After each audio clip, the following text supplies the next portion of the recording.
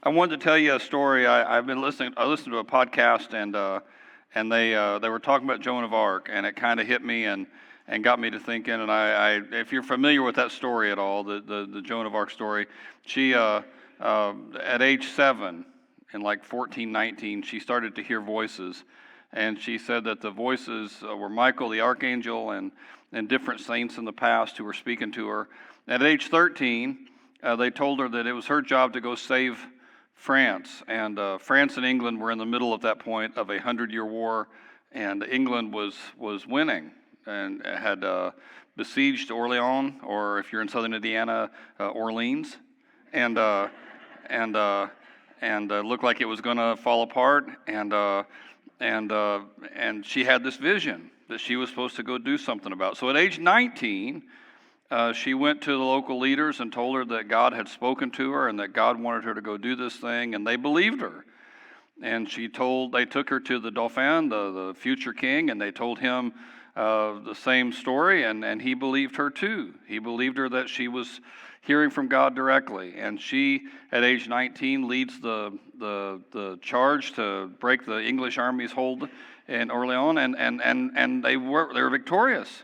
I mean, and really, she got all the credit for that. I mean, it was the French people really rallied behind her, and she became a great hero, not just in France, but all over Europe. The English, of course, were pretty put out by her, and because they saw her as the great enemy, and they were able to capture her after a really short time that she was doing anything, and they captured her, and they condemned her as a heretic. They said that she was making it up. They didn't believe her that she was hearing those voices, and if she was hearing voices, they thought it was demonic voices. It wasn't angelic, and so she's burned at the stake. So she was a martyr for what she believed. The church recanted of that, came back just 25 years later and overturned that verdict and said it was came to from a political reason.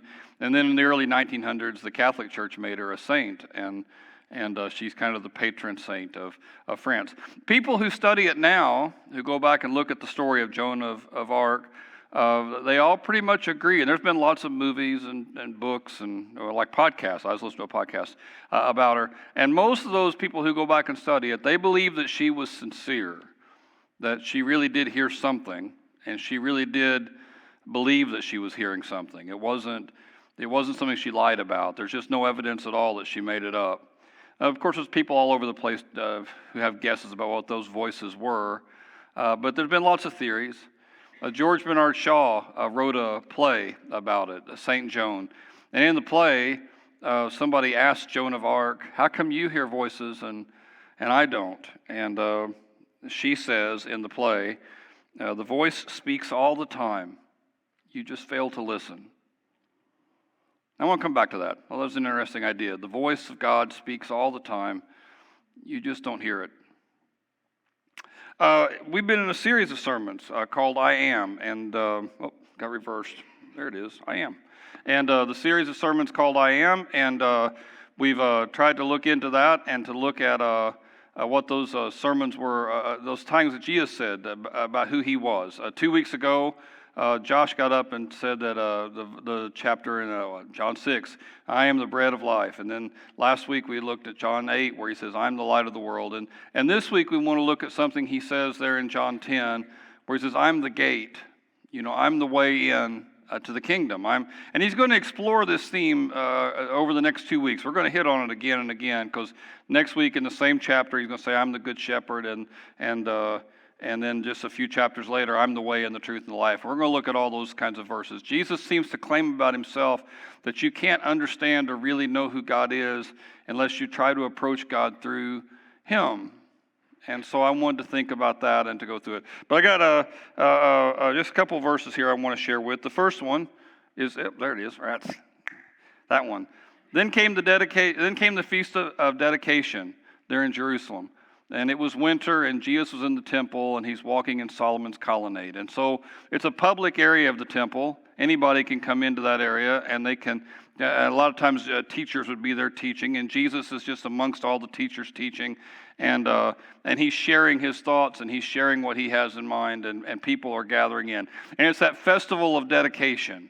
Now, in our day, we would call that Hanukkah, and it's still a time that Jewish people celebrate. So it's early winter, getting close to for our stuff, in our day, close to Christmas time, and it's early winter, and it's all about the Maccabees and how they came and they freed Jerusalem from the Greeks. And I don't know how many of you keep up with that part of world history and follow that sort of thing and try to remember about that. But remember that Jerusalem was conquered by the Babylonians, and then by the Persians, and then eventually by Alexander the Great. He rolls through Jerusalem and conquers it for the Greeks, and the Greeks own it for 150 or so years. And when Alexander the Great dies, pretty quickly after conquering Palestine, and Alexander's empire went all the way from Greece to India, he dies very young, age 32, and the Greek Empire splits into two different empires, and the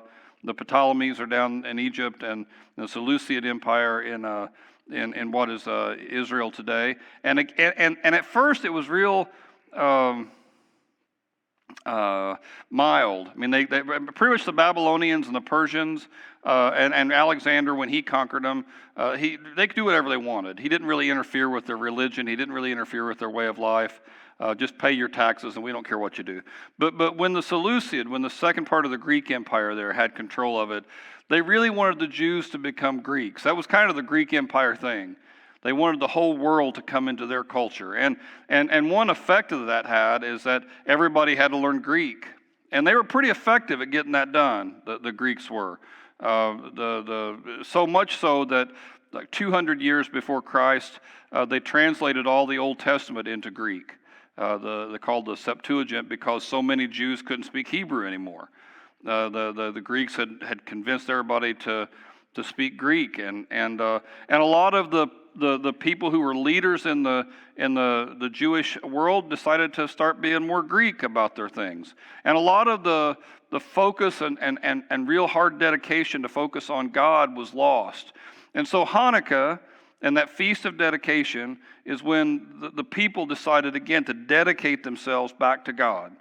We're going to get rid of all the false teachers. We're going to get rid of all the false voices. And again, thinking about Joan of Arc here, the Jewish people had a lot of false teaching. A lot of voices were telling them what to go, but they weren't the right kinds of voices. And the prophets talk about it.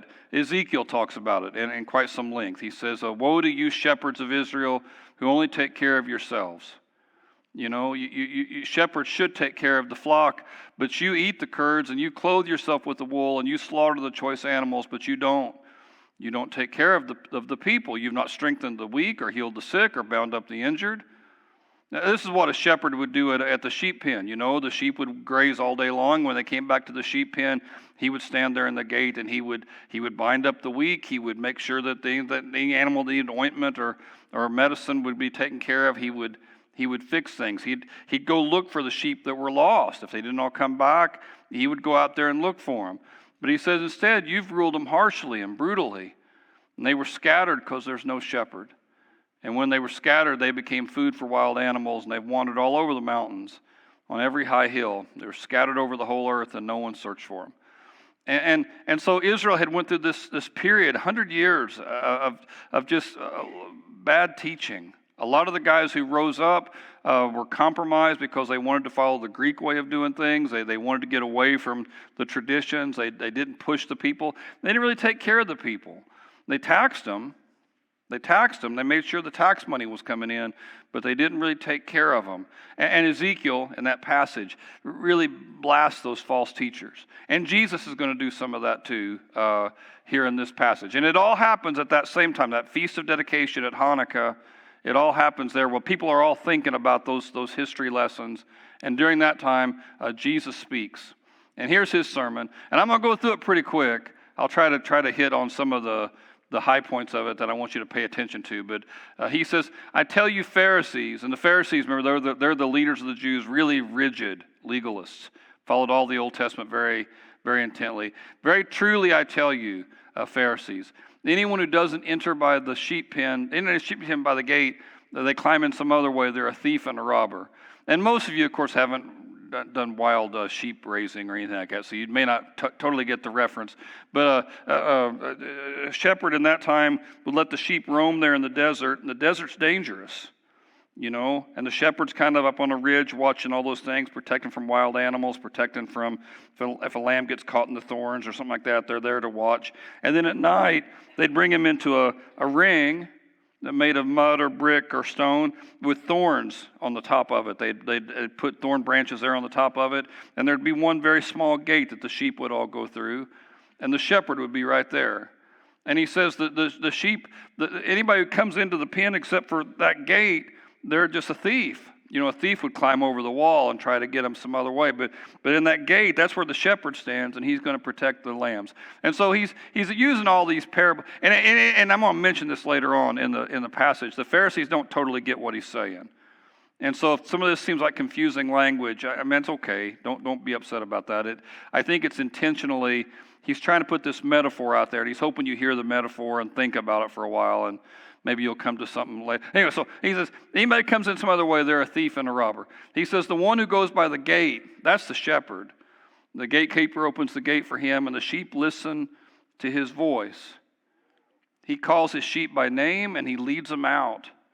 And when he's brought out all his own, he goes on ahead of them, and the sheep follow him because they know his voice. And again, the picture here is big sheep pen, and maybe there's 3, and this is still true, I guess. People who are shepherds in that area now still can do some of that, and there's a story about I've read it just this week. Israel, Palestine, Gaza. There was some fighting going on there, and they went into one village. The Israeli army did, because that village wasn't paying their taxes to Israel like they're supposed to, and so they, as punishment, this is like in the 70s, they grabbed all the livestock in the area, and they put it in one pen, and they were going to take the livestock for tax money that the town had not been paying. And one woman came up to the Israeli commander and said that she was a widow, her husband had died, those 25 lambs, the only thing she had. And could she have her lambs back? And the commander said, we didn't keep track of whose was whose. They're all in this big pen together. And she said that wouldn't be a problem. And her son, who would shepherd those sheep, did a certain whistle, and those lambs would come to the whistle. Like he made a certain whistle, and those 25 lambs worked their way out of that. They'd hear that whistle, and they came to it. And Jesus is referencing that kind of thing, that my sheep know my voice. And if I go out there first, and sometimes a shepherd have a little flute, actually more of a Greek thing. Pan would have a flute, and they would hear the certain flute call, or a certain whistle. They'll hear my voice, and they'll know it's me. And they could pick my voice out against anybody else's voice. And again, he's talking about him being a shepherd and us being part of that. And so they won't follow a strange voice. In fact, they'll run away from him. They won't recognize a stranger's voice. And he used this figure of speech, and the Pharisees were just kind of scratching their head. They didn't totally understand what he was saying. And so he comes again at it. Same idea, but kind of a different angle. He says, very truly, I tell you, I am the gate. I'm the entrance point. I'm the way the sheep come in and out. He says, all those who came before me were just thieves and robbers, and the sheep haven't listened to them. I'm the gate. Anyone who comes through me will be saved. They'll come in and they'll go out and they'll find pasture. And he's kind of referencing, even like Psalm 23, we'll find green grass and they'll find running water and they'll be protected. God says, my rod and staff, I'll watch out for them. He says, I'm the gate. The ones who come through me are going to understand, and they're going to see, and they're going to know, and it's going to be different. A lot of voices calling out to the sheep, a lot of thieves and robbers. But my people, he says, they'll know me, and they'll recognize my voice, and they'll respond to when I call. A thief, he says, this is kind of a famous verse in this whole passage. The thief only comes to steal and kill and destroy. But I've come so they can have life. The best kind of life. Life to the full. Life, the life you've always wanted. He's talking about something different than money. And certainly something different than comfort. Though it may have both those things at different times. I mean, it's not necessarily opposites. He's talking about something different than success at your work or being an important person in the community. He's talking about life, that peace, that joy that comes from being tied to Him, that purpose, that you have found what you're here for, and that you're running in that as hard as you can. The thief comes to take. The thief comes to take, and not just to take, but to take everything, to leave you with nothing. Like a casino, you won't have any clocks in the casino, and the casino, the way it's set up, is kind of designed so you kind of forget where the exit is. And the theory of a casino is if we can just keep you there long enough, we'll get everything. And a thief comes to take everything. They want it all. But Jesus says, I came to give you life. There's two different voices crying out to you all the time, he says. Some voices just want to take. And it may seem real seductive. They may give you a little bit at the beginning. It may even be a lot of fun, but sooner or later their motives aren't going to be right. But I came, he says, for something different. And again, he's preaching this all during the Feast of Death, during Hanukkah. I mean, he's preaching all this when they have all that memory of the time where Israel got sidetracked and they had to come back. And he says, I want you to come back. There's all sorts of voices calling out to you. I want you to come back and run real hard after me. A thief is out there and you won't see him right off. Jesus is the one who coins the phrase in a different place. They're like wolves in sheep's clothing. They'll look like good people, but they won't take you where you want to go. And so what I wanted to talk about, really my whole deal here is I want us to get better about hearing His voice. Like that Joan of Arc thing, right? I want to hear His voice. I'm kind of under the assumption that He's whispering all the time to us.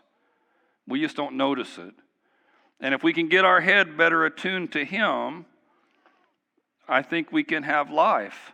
And not just life, but life to the fullest.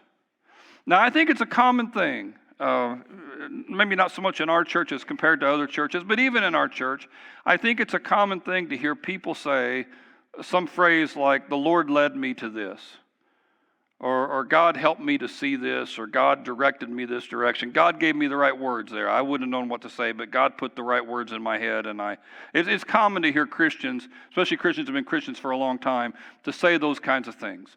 It's not unusual. And if you have been Christian for very long, there's probably been moments where you feel like you turned into the right path, and it must have been providence. It must have been God helping you find it, because you wouldn't have found it unless He had kind of pushed you that way.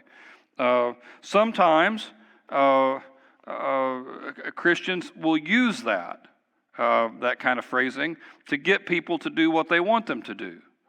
It's very rare that I disagree with anybody in the church. If we have a disagreement, me and somebody else, where they won't come to me and say, now before we get into this, I want you to know I've prayed about this a lot. And what they're wanting me to know is that God and I are on the same side here. Before you take your stand, just know where God and I are at. And of course, I think the same thing. I think God and I are on the same side. So we both come into it, and we both have this gut instinct that God's pushing us a certain way. And, somebody's got to be wrong. Now, sometimes when I'm in the middle of that, my pride gets in there and I want to win an argument, and I forget the idea that maybe I'm not hearing the voice just right. That God is whispering, but maybe I'm not noticing. I have noticed there's a temptation for me, and I think for some other Christians, to want to use God's authority to get people to do what I want them to do. I've seen that a lot through the years. You have too, some building campaign or something, and God will say that, or the preacher will say that God wants you to give, big and generous to this thing, and that always makes me nervous when somebody can claim that they know exactly what God wants me to do. There was a guy when I was in Bible college who would, when I was junior and senior in Bible college, and he would tell the freshman girls coming in that he felt like God had led them together. They'd be on some sort of a little get-together, and he'd say, I think God wants us to date. And sometimes that would work, and it would convince some poor woman to date him, and they would go out, have a date or two. Maybe he'd even put pressure on her later on. I just think God wants us to really commit to each other. I think God really wants, and he would use God's authority to get her to do, or try to get her to do what he wanted her to do. And I think you always got to be careful about that sort of thing. I think the voice is whispering, but I think most of the time, the voice is there to tell you what to do, to tell you which way to go, to tell you how to become who you're supposed to be. I don't think normally God will whisper something to you that he wants me to do, or whisper something to you that he wants someone else in you. I think normally the voice is for you. But I am convinced that God does that. And he speaks out. I am convinced that sometimes we don't hear it, but he's always whispering. And I think that if I can get a better ear for God, that it will lead me towards life. And not just life, but life in the fullest. Now, I guess I should mention, before I get too much further into this, what I'm not talking about. Okay, and I wrote down some different things. Actually, it's from a book. John Ortberg wrote a book a long time ago called The Life You've Always Wanted. And one chapter in there is about this idea. And he's written a lot of books. This is one of my favorites. And he has that outline. And so I wrote it down. So I want to give him credit for it, because I thought it was a really good thought. What spiritual guidance is not, it's not insider information. It's not like you remember not the current game show, not the Howie Mandel Who Wants to Make a Deal, but the old Who Wants to Make a Deal show. Do you remember seeing any of that? Long time ago. And I'm probably dating myself here a little bit, but in the old show, like you would be, and I've only just saw reruns about it when I was a kid, but you'd be given something. Maybe you'd already had some sort of little prize, but you could trade all that in if you wanted for what was behind door number 2. And sometimes somebody would trade in a pretty good thing, a new lawnmower or something for a bunch of peanuts. Or maybe they would trade in some nice vacation they'd gotten for some big pile of money. You never knew for sure, but the lure of what was behind door number 2 was pretty intense. And sometimes I think people approach trying to hear from God like that. They just want to know what the better thing might be. And Ortberg, in his book, he talks about one of his friends in college who slept with his girlfriend all through school. I mean, they were sexually active the whole time they were in school together. But at the end of 4 years together, he and his girlfriend, he started praying real hard, God, is this the woman I'm supposed to marry? And what was weird about that is he was approaching God like it was insider information. He already knew what God felt like about marriage. He knew what God thought about sex and marriage and all those things. He knew what God's will was. Didn't really care about God's will. What he wanted to know was, is there a better woman behind door number 2 than this woman that I have right now? And I don't think God ever works that way. God speaks to you so you'll do his will. That's the whole point. So you'll be drawn into him more. The reason why he whispers, the reason why he nudges, the reason why he pushes our conscience and helps us to think about different things is so we'll walk his direction. It's not about giving you the best deal. I don't think that's what it's all about. And so before you get into this thing, if you want to take me seriously on it at the end, you need to think about if that's what you want. If you really want to start hearing from God, if you really want to start having some sense of where he's pushing you to go, you need to decide, is this really where I want to go? Before you start driving towards Cleveland, decide if Cleveland is really where you want to go. And so you think about it. I mean, do I really want to be more like Christ? Because if you do, I think you can pray to God and say, God, show me your will. Show me what you have in mind for me. I think you can pray that every morning. And I think God will put opportunities in front of you that will help you get to where you want to go. I think he'll whisper little things in your head about conversations you're supposed to have or people you're supposed to contact. I think he'll nudge you to put some things in your life aside and run harder to other things. It won't always be about what's behind door number 2. In fact, I don't really think that's the main point of it. I think the main point of it's holiness. It's not a badge of superior spirituality.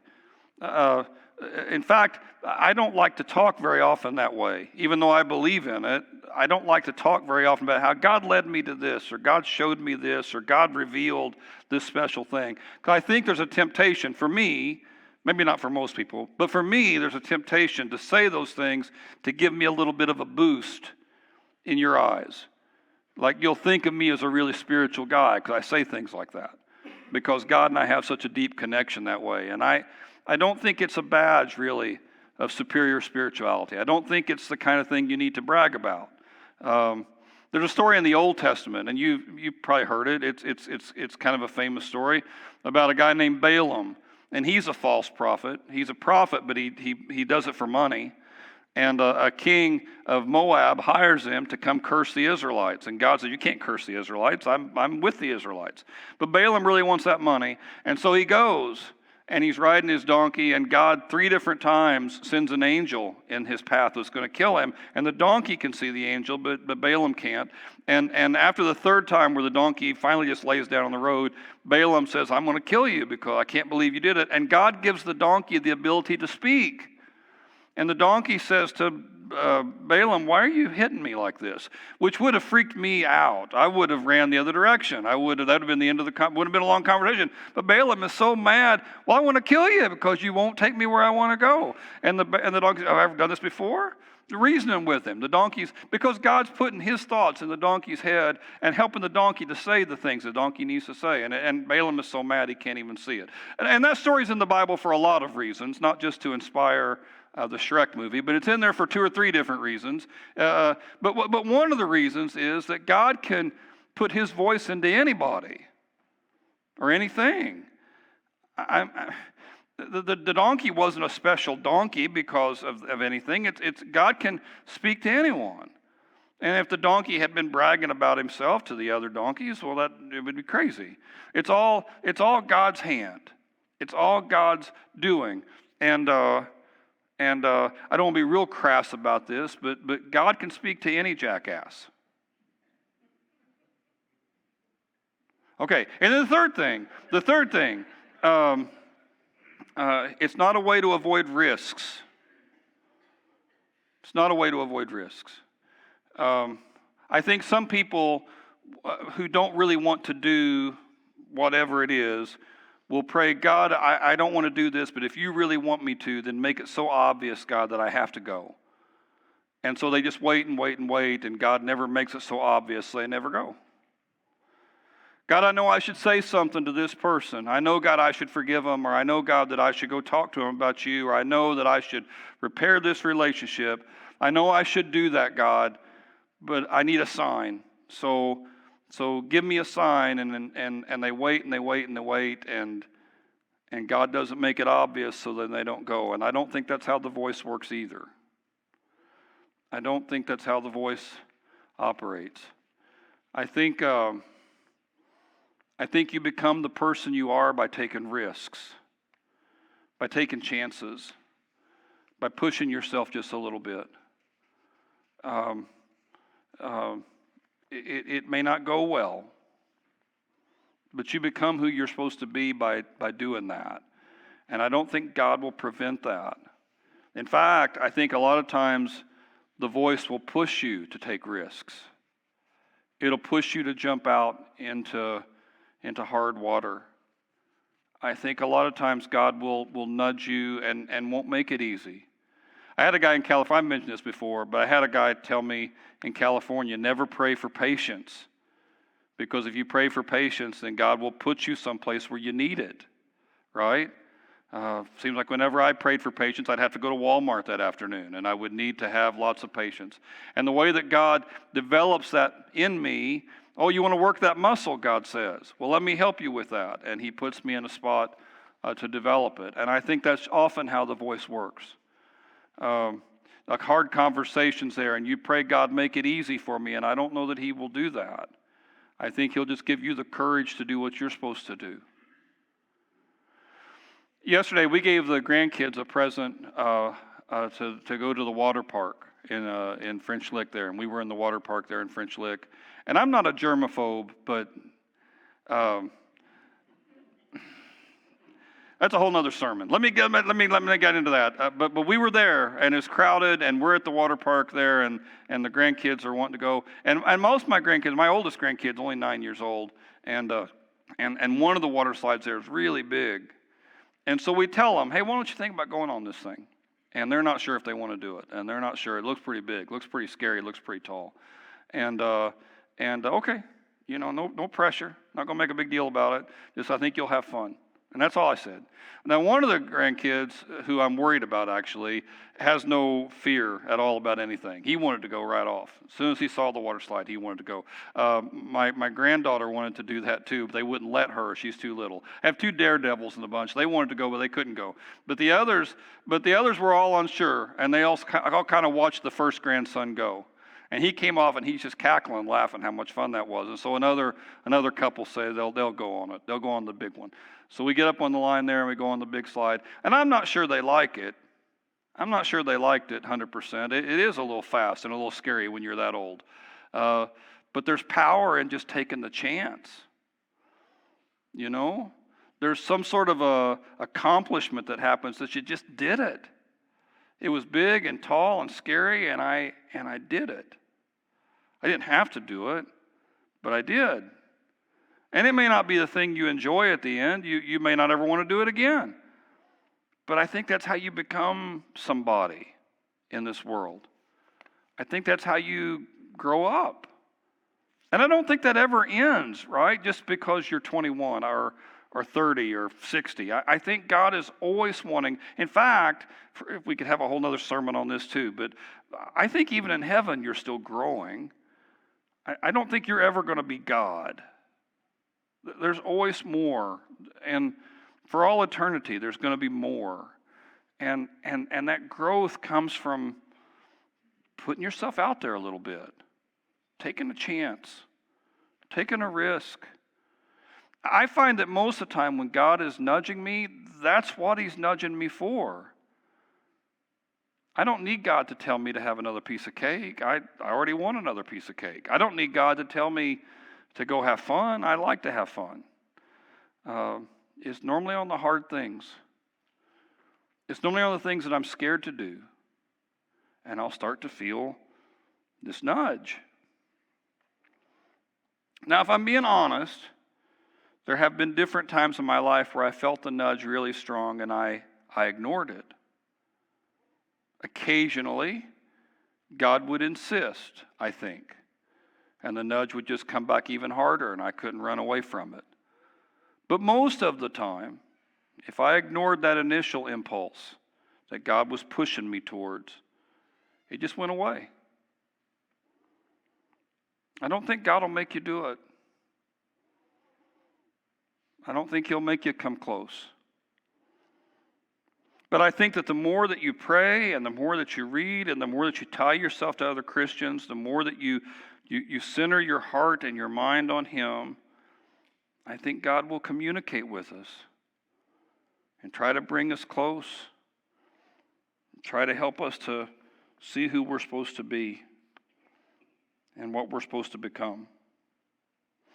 There's a story in the Old Testament about a guy named Jacob. I found a painting of it. I don't know how well it shows up there in the back of the room, but Jacob has to run away from his family. He has so messed everything up at home that he has to run away. And he's not a young man when he runs away. I mean, it's not like he's a kid who's made a mistake. He's a grown man, and he's just so burned every bridge back home that he has to leave.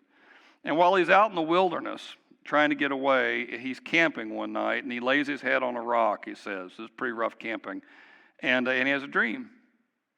And it's about this stairway to heaven, angels up and down on it. And he can see the angels ascending and descending, and that God's at the top, and God speaks to him from the top of Jacob's ladder. And he tells Jacob, I've chosen you, and I have blessed you. Because Jacob hadn't just run away from family, he had ran away from God. But I've chosen you and I've blessed you. You're my man. You're going to accomplish such great things. Jacob wakes up the next morning and he says, surely the Lord was here and I didn't know it. I think that's an interesting line.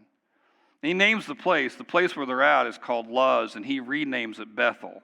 Bethel means house of God. And I thought it was just some quiet place, but it really was the house of God. God was there all the time. I just didn't know it. And God has this awesome plan for Jacob. And Jacob says, Lord, where I'm going, and it's hard, and I don't know where it's going to end up. I don't know how I'm going to end up, but if you'll take care of me, he says, then you'll be my God. Which is not really a real faithful prayer, if we're being honest. He's putting all the burden on God. If you'll do what you're supposed to do, God, then I'll hang in there. And God moves. And I don't think you should expect to see a vision of angels going into heaven. Seems like in the history of the world that's only happened just the one time. But I do think you can expect as a Christian to hear from the Lord. I think the radio waves from God are bouncing around all the time. You just need a receiver that can pick it up. And most of that starts with you saying to God, I just want to know your will. Sometimes it comes from turning off those other voices. Social media and politics. I don't know what we're supposed to be mad about right now, but there's something, whether you're a Republican or Democrat, that you're supposed to be enraged about. Sometimes it's different people whispering all the time what you ought to be doing or who you ought to be or what you ought to accomplish. And some of them have your best interests at heart, and some of them don't. But there's a voice behind all those other voices. I want to get tuned into that, and I hope that you are too. Let me pray for you.